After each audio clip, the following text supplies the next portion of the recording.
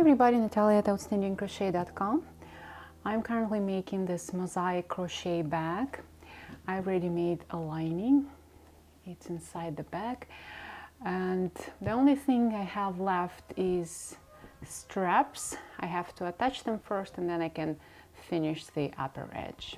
I'm making this bag with a very light-weighted yarn.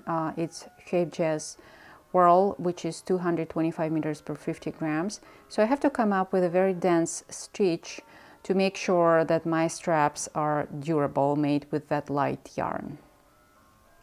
Here I already started to make a strap, and you can see it's very durable, looks very durable, right?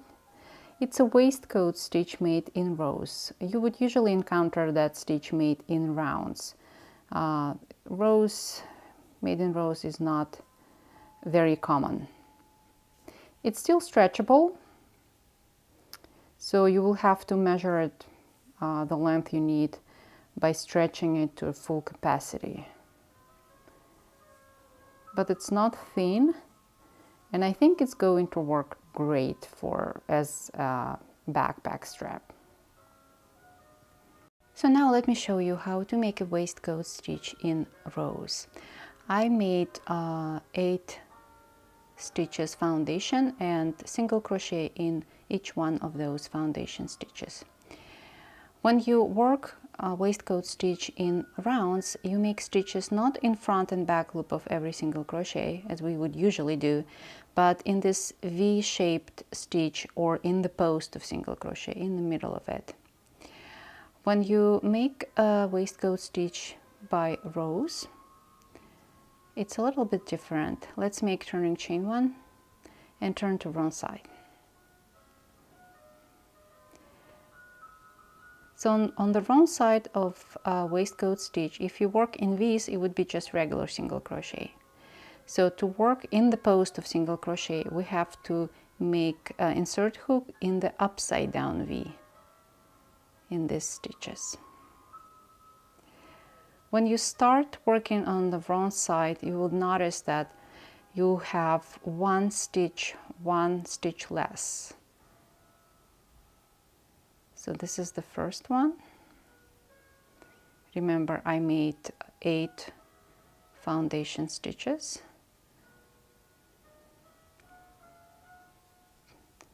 2, 3,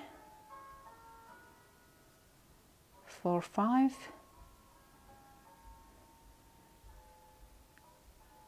6, 7. And another tip for a waistcoat stitch is to use a bigger hook or keep your stitches loose. It makes easier to insert hook in the post of stitch. So I made 7 stitches. I have only 7 upside down V's on the wrong side of the waistcoat stitch, or 1 stitch less. I have to make 1 more stitch.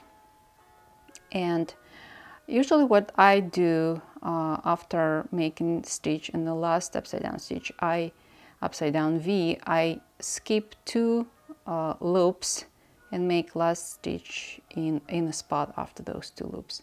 It's hard to see in row 2, but once you progress, it's much easier to see where to insert your hook for the last stitch. Let's do another row.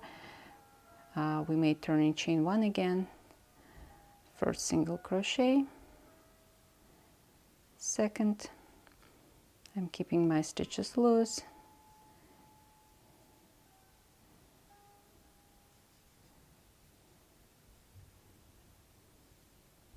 five, 6, and 7. So I made 7 stitches. I have to make 1 stitch more. I insert my hook in here for the last stitch, so I'm skipping these 2 loops and inserting my hook in the spot after those 2 loops.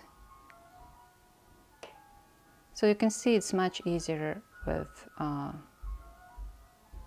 after the row 2.